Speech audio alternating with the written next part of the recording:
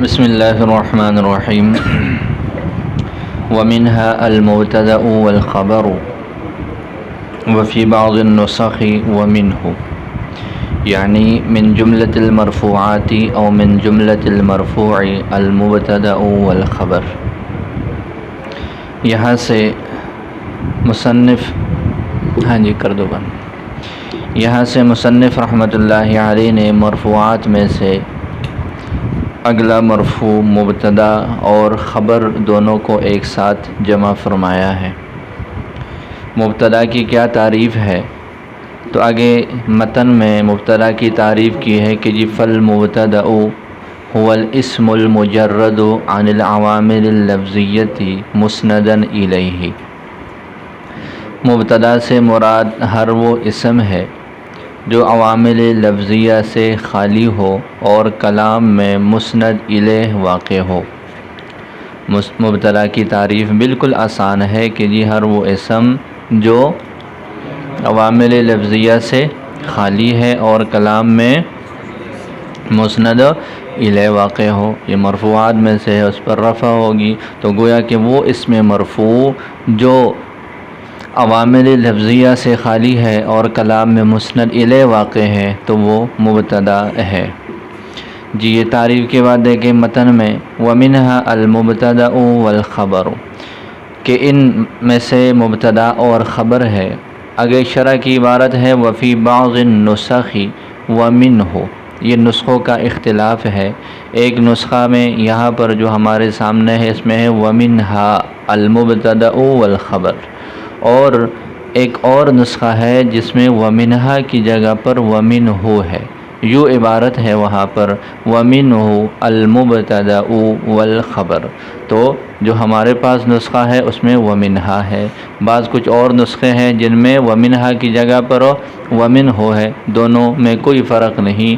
ہاں البتہ ہو اور ہا یعنی ضمیر کے مذکر اور مؤنث کا فرق ہو جائے گا اور اس کا مرجع ماقبل میں پھر چونکہ جیسے فمنہ الفاعل آپ لوگوں نے پڑھ لیا کہ ہو ضمیر کا مرجع کیا ہے، وہ مرفوع ہے، اسی طرح یہ منہا اور منہو کی ضمیر کا مرجع بھی اسی طرح ہو جائے گا۔ منہا واحد مؤنث کی ضمیر ہے، اس کا مرجع المرفوعات کا لفظ ہو جائے گا۔ منہا جب ہو تو ہا ضمیر کا مرجع المرفوعات، وہ جمع غیر ذوی العقول کی ہے، لہذا اس کو واحد مؤنث کے حکم میں لے کر اس کی طرف واحد مؤنث کی ضمیر کا لوٹانا یہ جائز ہے۔ وَمِنْهُ ہو، اگر منہو ہے تو ہو ضمیر کا مرجع پھر مرفوعات کے ضمن میں جو المرفوع ہے اس کی طرف ضمیر لوٹے گی۔ دونوں کا خلاصہ ایک ہے کہ جی مرفوعات میں سے مبتدا اور خبر ہے، یا من جملہ مرفوع میں سے ایک مبتدا اور ایک خبر ہے، یوں ترجمہ ہو جائے گا۔ دیکھیں وفی بعض النسخ، اور بعض نسخوں میں یوں ہے ومنہ، ہاں اب اس کا مرجع متعین کر رہے ہیں، یعنی من جملۃ المرفوعات، جب منہا ہو تو اس کا مطلب یہ ہو جائے گا من بعضیہ ہے۔ من کیا ہوتا ہے؟ یعنی ان مرفوعات میں سے بعض حصہ یہ ہے تو یہ من بعضیہ ہو جائے گا۔ اس کا ترجمہ یوں کر رہے ہیں کہ من جملۃ المرفوعات، یعنی جملہ مرفوعات میں سے یہ مبتدا اور خبر ہے، او من جملۃ المرفوع، یہ والی تعبیر کب نکلے گی؟ جب من ہو ایک کلام میں موجود ہو، من ہو میں ہو ضمیر کا مرجع پھر المرفوع ہو جائے گا، تو ترجمہ یوں ہو جائے گا کہ جی من جملۃ المرفوع، مرفوع من جملہ مرفوع میں سے المبتدا والخبر، مبتدا اور خبر ہے۔ باقی اس پر ایک اور اعتراض ہے اور وہ یہ ہے کہ دیکھیں اس سے پہلے فاعل کو ذکر کیا، پھر اس کے بعد ومنہ ومنہا تو نہیں کہا، لیکن الگ سے وہاں پر نائب فاعل کو ذکر کیا۔ باقی بھی آگے جن کو ذکر کر رہے ہیں وہ الگ الگ ذکر کریں گے، تو مبتدا اور خبر کو بھی الگ ذکر کرتے تھے، دونوں کو بالکل ایک ہی لفظ کے ساتھ ذکر کیا اور یوں کہا ومنہا المبتدأ والخبر، تو یہ دونوں کو ایک ساتھ کیوں جمع کیا؟ اعتراض کی سمجھ آ گئی۔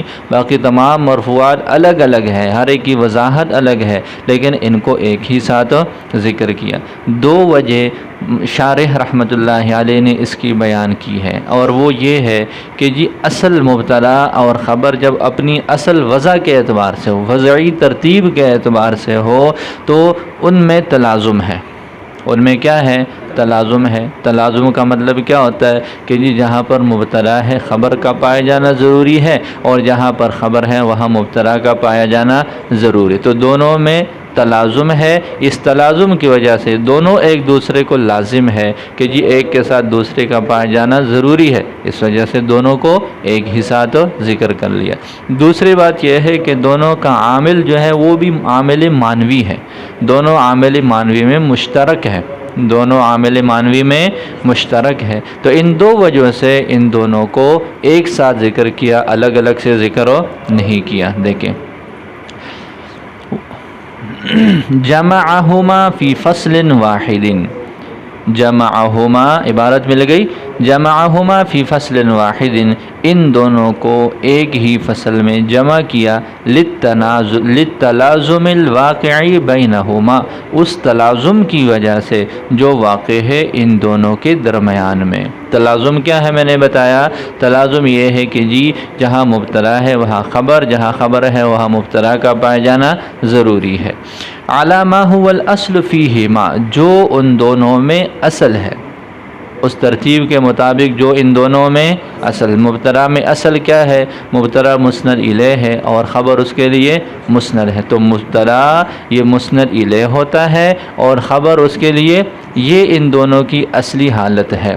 لہذا یہ ایک اعتراض کا جواب بھی ہے۔ اعتراض یہ ہے کہ جی جو مبتدا کی قسم ثانی ہے، آپ یوں کہتے ہیں کہ اقائم زید، مبتدا کی قسم ثانی پڑھ لیں گے انشاءاللہ عن قریب، تو اس میں یوں ہوتا ہے کہ جی اقائم زید یا ما قائم زید، تو یہ یہاں پر قائم یہ مبتدا ہے اور زید اس کے لیے خبر نہیں ہے، بلکہ زید تو اس کا فاعل ہے، تو مبتدا تو پایا گیا لیکن اس کے لیے خبر کا وجود نہیں ہے، خبر تو اس کے لیے ہے ہی نہیں، اس کا تو فاعل ہے۔ تو اب لوگوں نے کہا، اعتراض کیا ہوا کہ جی مبتدا اور خبر میں تلازم ہے، مبتدا کے لیے خبر کا اور خبر کے لیے مبتدا کا پایا جانا ضروری ہے، تو یہ ایک مثال ہے، اس میں اقائم زید میں قائم مبتدا ہے لیکن اس کے لیے خبر نہیں ہے۔ سمجھ آ رہی ہے؟ اس کا جواب اس جملے سے دیا کہ جی جب تک مبتدا اپنی اس اصل حالت پر ہو، مبتدا کی اصل حالت کیا ہے کہ جی وہ مسند الیہ بنے اور اس کے بعد خبر ہو وہ مسند ہو، لیکن مبتدا کی قسم ثانی وہ اپنی اس اصلی حالت پر برقرار نہیں ہے۔ مبتدا کی قسم ثانی جو ہوتی ہے وہ کلام میں مسند الیہ نہیں ہے، بلکہ وہ کلام میں مسند واقع ہوتا ہے، کلام میں مسند واقع، تو لہذا وہ اپنی اصل وضع سے، وضعی ترتیب سے وہ ہٹ چکا ہے، لہذا یہ تلازم والی بات اس وقت ہے جب یہ اپنی اصلی حالت پر ہو کہ مبتدا مسند الیہ ہو، خبر اس کے لیے مسند ہو۔ اگر یہ مسند الیہ سے نکل کر مسند میں چلا جائے تو پھر اس کے لیے خبر کا پایا جانا کوئی ضروری نہیں ہو جائے گا، جیسے مبتدا کی قسم ثانی میں ہے۔ دیکھو اعلی ما هو الاصل فیہما، جو اس ترتیب کے مطابق جو ان دونوں میں اصل ہے، تو دیکھیں ترجمہ دیکھیں کہ جمعہما فی فصل واحد، ان دونوں کو ایک فصل میں جمع کیا، للتلازم الواقعی، اس تلازم کی وجہ سے جو کہ واقع ہے ان دونوں کے درمیان، علی ما هو الاصل فیہما، اس ترتیب کے مطابق جو ان دونوں میں اصل ہے، واشتراکہما، یہ للتلازم میں جو لام ہے یہ اسی اشتراک کے ساتھ بھی لگ جائے گا، واشتراکہما، اور ان دونوں کی شرکت کی وجہ سے، فی العامل المانوی، عامل مانوی میں، دونوں کا عامل کیا ہے، یہ ایک اختلافی بات ہے کہ جی مبتدا اور خبر میں عامل کیا ہے، الگ الگ ہے یا دونوں ایک چیز ہیں، تو اکثر حضرات یہی فرماتے ہیں کہ جی ابتدا ہی دونوں میں عامل ہے، ابتدا یہ عامل ہے مبتدا میں بھی اور ابتدا یہی عامل ہے خبر میں بھی، تو دونوں کا عامل ایک ہے، دونوں کا عامل عامل مانوی ہے، لہذا جب دونوں کا عامل بھی ایک ہوا اور دونوں ایک دوسرے کو لازم بھی ہے تو اس وجہ سے کیا کر دیا، دونوں کو ایک ساتھ ذکر کیا۔ جی کچھ پتہ چلا؟ آگے مبتدا کی تعریف ہے کہ جی فالمبتدا هو الاسم المجرد عن العوامل اللفظیہ، مبتدا وہ اسم ہے جو مجرد ہو عوامل لفظیہ سے، مبتدا کو خاص کیا گیا اسم کے ساتھ، ایسا ہی ہے نا، مبتدا کی تعریف کیا کی ہے، هو الاسم، وہ ایسا اسم ہے جو عوامل لفظیہ سے خالی ہو۔ اس پر ایک اعتراض ہوگا، اعتراض قرآن کریم کی ایک آیت ہے، ان تصوموا خیر لکم، ان تصوموا خیر لکم، تو یہ ان تصوموا یہاں پر مبتدا ہے، اور خیر اس کی خبر ہے۔ آپ لوگوں نے مبتلا کی تعریف کی کہ جی مبتلا وہ اسم ہے، تو مبتلا کو تو اسم ہونے کے ساتھ خاص کر لیا، جبکہ یہاں پر ان تصوموا یہ تو پورا جملہ ہے اور یہ مبتلا واقع ہو رہا ہے، تو مطلب آپ کی تعریف جامع نہیں ہے اپنے تمام افراد کو، مبتلا کی تعریف جامع نہ ہوئی۔ کیوں نہ ہوئی؟ کہ جی ان تصوموا اس سے خارج ہے، اس لیے کہ یہ اسم نہیں ہے۔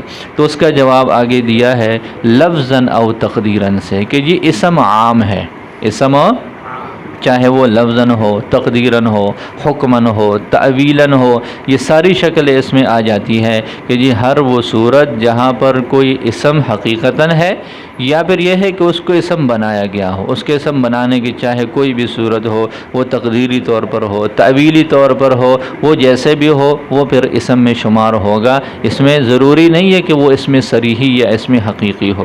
لہٰذا اس مثال میں ان تصوموا، یہ ان کی وجہ سے تصوموا یہ جملہ فعلیہ ہے، یہ مصدر کی تعویل میں ہو جائے گا، اور یہ ترجمہ یوں ہو جائے گا کہ صیامکم خیر لکم۔ کس معنی میں ہو جائے گا؟ صیامکم خیر لکم۔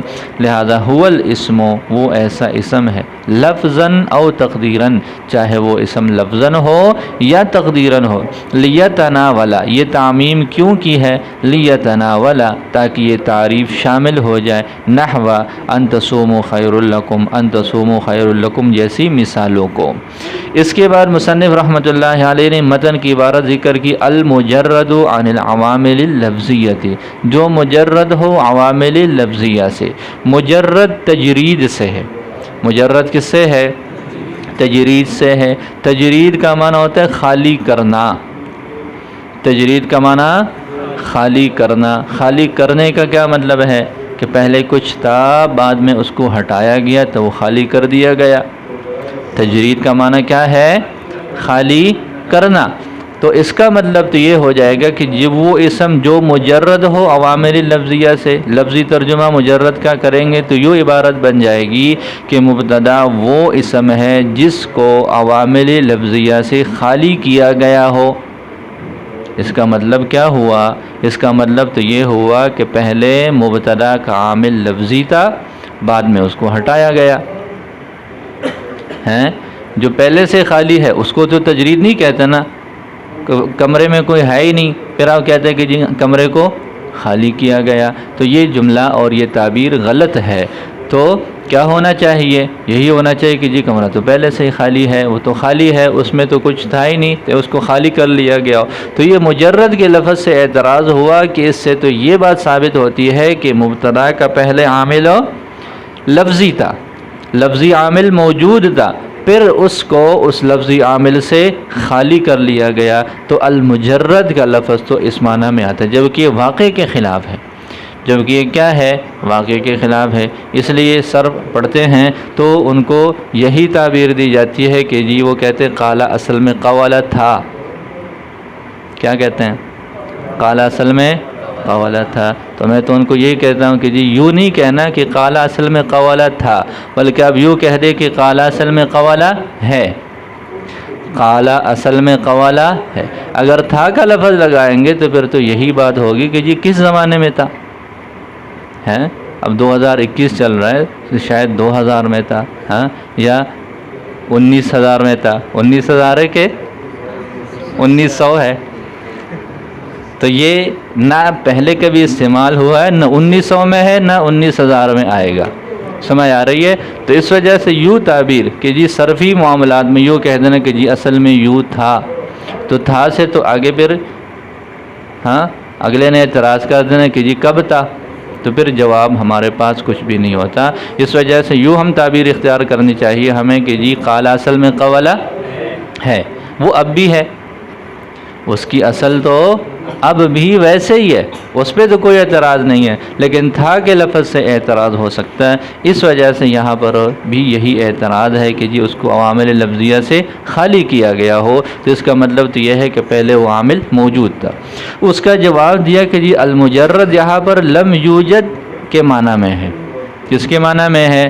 المجرد یہاں پر وہ تجرید جو اس کا اپنا لغوی معنی ہے اس کے معنی میں نہیں ہے کہ پہلے کوئی چیز موجود ہو اور بعد میں اس کو جو ہے وہ اس سے خالی کر لیا گیا ہو، بلکہ یہاں پر لم یوجد کے معنی میں ہے۔ تو فرمایا الذی لم یوجد فیہ عامل لفظی اصلا، یعنی وہ جس میں عامل لفظی بالکل بھی نہ پایا جائے، لم یوجد نہ پایا جائے، نہ پایا گیا ہو جس میں عامل لفظی اصلا، عامل لفظی بالکل۔ بات سمجھ آ گئی؟ تو المجرد کس کے معنی میں ہے؟ لم یوجد کے معنی میں ہے۔ لہذا یہ قید اول ہے کہ جی عوامل لفظیہ نہیں ہونا چاہیے، تو اس عوامل لفظیہ کے مجرد ہونے سے وہ تمام اسماء، یہ قید اول ہے، احترازی ہے، اس سے وہ تمام اسماء نکل جائیں گے جہاں پر عوامل لفظاً موجود ہے۔ جیسے آگے جو ہے وہ انا کا اسم ہے، اور اسی طریقے پر کأن کا ہے، افعال ناقصہ ہیں، اسی طریقے پر یہ جتنے بھی عوامل ہیں جن کے اسم اور خبر آتے ہیں، لہذا وہ سارے کے سارے اس سے وہ خارج ہو جائیں گے، اس لیے کہ ان کا عامل لفظی ہوتا ہے اور مبتدا کا عامل جو ہے وہ لفظی نہیں ہوتا۔ تو فرماتے ہیں کہ واحترز بہ، اس سے احتراز ہے، عن الاسم، اس اسم سے، الذی فیہ عامل لفظی، جس میں عامل کیا ہے؟ لفظی ہے، کاسم انا و کأن، جیسے کہ انا، انا وغیرہ کا اسم، کأن کا اسم، کانا کا اسم، یہ سارے اس میں آ جائیں گے، وہ تمام اسماء چاہے وہ افعال کے لیے ہیں یا حروف کے لیے ہیں، سارے آ جائیں گے۔ جی بات سمجھ آ گئی؟ وَكَأَنَّهُ أَرَادَ بِالْعَامِلِ اللَّفْظِي سے ایک اور اعتراض یہ ہوا کہ آپ نے مبتدا کی تعریف یوں کہی کہ جی وہ اسم جس پر عامل لفظی داخل نہ ہو۔ یہ ایک مثال ہے عربی میں، بِحَسْبِكَ دِرْهَمٌ، بِحَسْبِكَ دِرْهَمٌ، اس میں بِحَسْبِكَ یہ مبتدا ہے، درہم اس کی خبر ہے، تو یہاں پر تو با داخل ہے، یہاں پر تو بات داخل ہے، اور آپ نے کہا کہ مبتدا اس کو کہتے ہیں جو عوامل لفظیہ سے، تو یہ آپ کی تعریف پھر جامع نہ رہی کہ جی یہ مبتدا ہے لیکن آپ کی تعریف سے یہ خارج ہے، اس لیے کہ اس کے آغاز میں اس پر تو عامل لفظی داخل ہے، یہ تو عامل لفظی سے مجرد نہیں ہے، پھر بھی یہ مبتدا ہے۔ اس کا جواب دیا کہ جی عامل لفظی کے مجرد ہونے کا کیا مطلب ہے، یہ سمجھ لیجئے۔ عامل لفظی کے سے مجرد ہونے کا مطلب یہ ہے کہ جی اس پر کوئی ایسا عامل نہ آئے جو اس پر معنوی اعتبار سے عمل کرتا ہو، معنوی بھی اور لفظی بھی، دونوں کا مجموعہ مراد ہے، معنوی بھی ہو اور لفظی بھی ہو۔ لہذا اگر کوئی ایسا عامل آ جائے جو محض لفظاً تو عمل کرے لیکن اس کا معنی معنوی اعتبار سے وہ مؤثر نہ ہو، وہ آ سکتا ہے۔ اور اس باقی جب آپ لوگ ترکیب کرتے ہیں تو کیا کرتے ہیں؟ لفظی اعتبار سے تو اس نے جر دیا ہے لیکن معنوی اعتبار سے اس کا یہ زائدہ ہے، جو حروف آ جاتے ہیں، حروف جارہ ہوتے ہیں، فاعل پر بھی داخل ہو جاتے ہیں، مبتدا پر بھی داخل ہو جاتے ہیں، تو وہ لفظی طور پر تو عمل کرتے ہیں لیکن معنوی اعتبار سے ان کا کوئی عمل نہیں ہوتا، تو یہاں پر یہ صرف لفظاً ہے۔ تو گویا کہ یوں جو کہا ہے کہ جی مجرد ہو عوامل لفظیہ سے، تو وہ عوامل لفظیہ مراد ہے جو مؤثر ہے فی المعنی بھی، صرف لفظاً مراد نہیں ہے بلکہ وہ جو مؤثر فی المعنی ہو، اور یہ بحسب کا ہے یا اس کے علاوہ اور جو صورتیں یہاں پر صرف لفظاً تو یہ عمل کرتے ہیں لیکن معنوی طور پر عمل نہیں کرتے۔ دیکھیں وَكَأَنَّهُ أَرَادَ بِالْعَامِلِ اللَّفْظِي، اور گویا کہ ماتن نے یوں ارادہ کیا ہے عامل لفظی سے، ما یکون مؤثراً فی المعنی، کہ جی عامل لفظی سے مراد وہ ہے جو مؤثر ہو معنی کے اعتبار سے، لئلا یخرج، تاکہ اس سے نہ نکلے، بحسبک درہم جیسی مثال، کہ اس مثال میں تو با ہے، وہ عامل ہے، لفظی ہے، تو جواب کیا دیا کہ جی عامل صرف لفظاً تو عامل ہے، معنن عامل نہیں ہے، اور جو عامل لفظی سے خالی ہونا ہے یہ وہ مراد ہے جہاں پر وہ معنن بھی جو ہے وہ عامل ہو، اور یہ معنن عامل نہیں ہے۔ وَكَأَنَّهُ أَرَادَ، گویا کہ انہوں نے ارادہ کیا عامل لفظی سے اس عامل کا، ما یکون مؤثراً فی المعنی، جو معنی میں بھی مؤثر ہو، تاکہ نہ نکلے اس سے، بحسبک درہم جیسی مثال۔ اگلی قید لگائی ہے مسندن الیہ ہو، مجرد بھی ہے عوامل لفظیہ سے، مرفوع بھی ہے، اور کلام میں کیا واقع ہے؟ مسند الیہ واقع ہے۔ لہذا اس سے احتراز ہو جائے گا ان تمام صورتوں سے جہاں پر وہ کلام میں کیا ہو؟ مسند واقع ہو، تو مسند اسم سے کیا ہو جائے گا؟ احتراز ہو جائے گا۔ واحترز بھی، اس سے احتراز ہے خبر سے۔ ثانی قسمي المبتدا، اور مبتدا کی قسم ثانی سے، الخارجی عن هذا القسم، جو کہ خارج ہے اس قسم سے، فإنهما، پس بے شک وہ دونوں، لا یکونان الا مسندین، وہ دونوں تو مسند ہی ہوتے ہیں، وہ دونوں تو خبر بھی مسند ہے، مبتدا کی قسم ثانی بھی مسند ہے، لہذا مسند الیہ جو مبتدا میں قید ثانی ہے، اس قید سے یہ دو چیزیں خارج ہو جائیں گی۔ تو مبتدا کی تعریف یہاں پر مکمل ہو گئی کہ مبتدا سے مراد ہر وہ اسم ہے جو عواملی، جس پر ہر وہ اسم مرفوع ہے، ہر وہ اسم مرفوع ہے جو عوامل لفظیہ سے خالی ہے اور کلام میں مسند الیہ واقع ہے۔ مبتدا کی دو قسمیں ہیں، مبتدا قسم اول اور مبتدا قسم ثانی۔ مبتدا کی قسم اول اور مبتدا قسم ثانی۔ عام جو معروف مبتدا ہے اس کی تعریف تو وہی ہے جو آپ لوگوں نے پڑھ لی، عوامل لفظیہ سے خالی ہونا، رفع کا ہونا، اور کلام میں مسند الیہ واقع ہونا۔ مبتدا کی قسم ثانی بھی ہے۔ مبتدا کی قسم ثانی کی تعریف آگے ذکر کی ہے کہ ایسا صیغہ صفت، کیا ہے بھائی؟ ایسا صیغہ صفت جو کسی حرف نفی یا حرف استفہام کے بعد واقع ہو اور اسم ظاہر کو رفع دے۔ مبتدا کی قسم ثانی کی تعریف بتا رہا ہوں کہ مبتدا کی قسم ثانی سے مراد ہر وہ صیغہ صفت ہے جو کسی بھی حرف نفی یا حرف استفہام کے بعد واقع ہو اور وہ اسم ظاہر کو رفع دے۔ لہذا جو صیغہ صفت اسم فاعل ہے، اسی طریقے پر جو ہے صفت مشبہ وغیرہ ہے، تو یہ اسم مفعول ہے، تو یہ سارے اس میں آ جاتے ہیں۔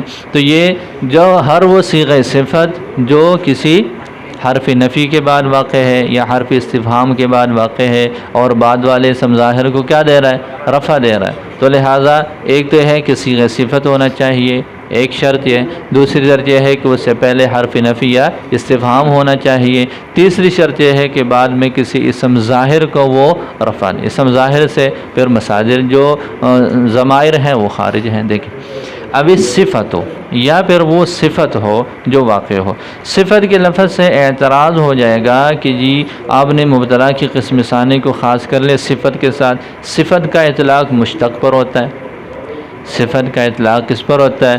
اسم فاعل ہے، اسم مفعول ہے، صفت مشبہ ہے، یہ چیزیں ہیں۔ لہذا یہ ایک مثال ہے، اقریشی انت، کیا ہے؟ اقریشی انت، تو قریشی، قریش یہ تو صیغہ صفت نہیں ہے، یہ تو مشتق نہیں ہے، یہ تو اسم منصوب ہے، اس کے ساتھ تو یہ نسبت لگی ہوئی ہے، تو پھر یہ مبتدا کی قسم ثانی کیسے واقع ہو سکتی ہے؟ اس کا جواب یہ دیتے ہیں کہ یہ صفت کی دو صورتیں ہیں، یا تو وہ مشتق ہو یا پھر مشتق کے قائم مقام ہو، یا پھر مشتق ہو یا پھر مشتق کے کیا ہو؟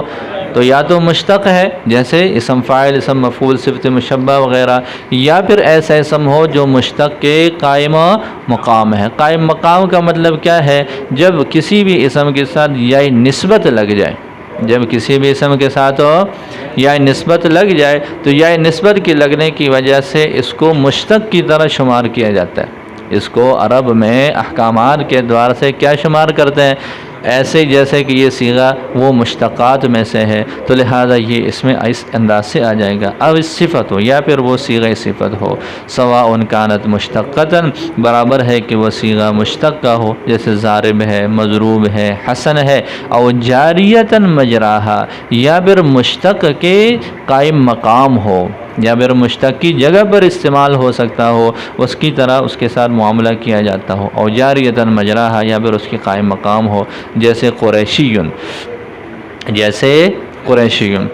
الواقعات بعد حرف نفی، حرف نفی کے بعد واقع، حرف نفی سے کیا مراد ہے؟ مصداق کے طور پر دو لفظ ذکر کیے، جیسے ما اور لا، ہاں ما اور لا، اور اس کے علاوہ اور جتنے نفی کے لیے ادوات استعمال ہونے والے ہیں وہ، او الف الاستفہام، یا پھر کیا ہو؟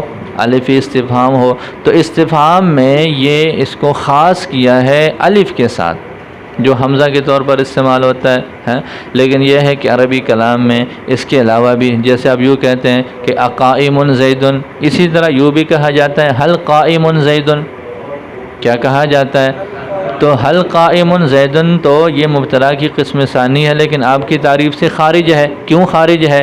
اس لیے کہ تعریف میں جو لفظ ہے وہ تو الف استفہام کا، مطلب استفہام کی ادوات میں سے صرف الف، اس کا استعمال مبتدا کی قسم ثانی کے ساتھ ہو سکتا ہے، باقیوں کا نہیں ہو سکتا۔ تو اس کا جواب دیا کہ یہاں عبارت محذوف ہے، اور وہ یوں ہے کہ الف الاستفہام و نحوہ بعد حرف النفی او الف الاستفہام و نحوہ، یہ نحوہ کا لفظ یہاں پر محذوف ہے، اور اس کا مطلب کیا ہے کہ یہ استفہام کا حمزہ ہو یا اس کے علاوہ اور ادوات استفہام ہو، یہ سارے اس میں آ جائیں گے، جیسے حل ہے، ما ہے، اور اسی طرح کیا ہے، من ہے۔ تو یہ مبتدا کی قسم ثانی کی تعریف ہو گئی کہ ہر ایسا صیغہ صفت جو حرف نفی یا استفہام کے بعد واقع ہو اور بعد میں کسی اسم ظاہر کو رفع دے تو یہ مبتدا کی قسم